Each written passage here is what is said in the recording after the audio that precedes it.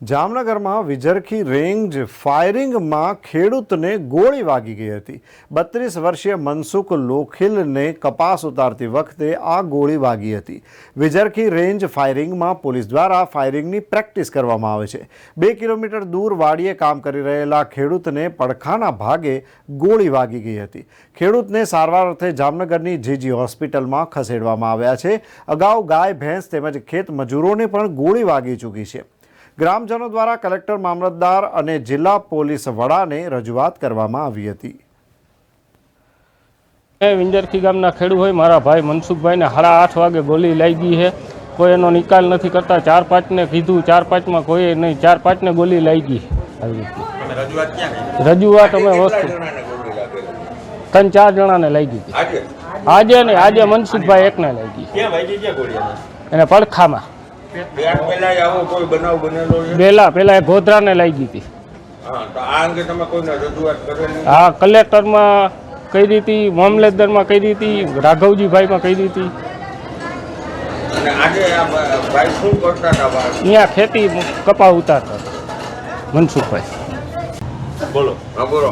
વિજરખી ગામનો સરપંચ, મારું નામ ભીખાભાઈ નરસિંહભાઈ સોનારા। બરાબર, હવે ઘટના આ એક વખત નહીં, આવી 6-7 વખત બની ગઈ છે।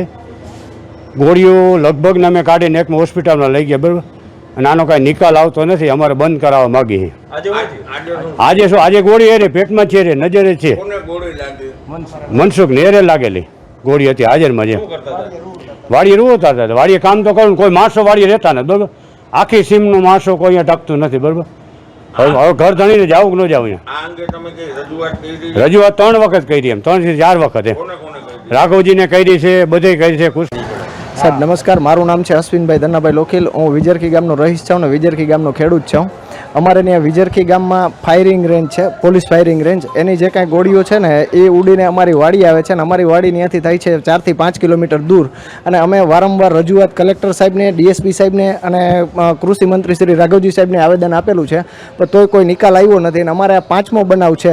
આની પહેલાંય છે ને સાહેબ, આપણે 4 માણસોને લાગેલી છે વાડીએ ગોળી, અને એક ભેંસને અને એક ગાને, આ 6 જણાઓને કુલ ગોળી વાગેલી છે। તોય અમે આવેદન આપતા કાંઈ નિકાલ આવતો નથી એમ।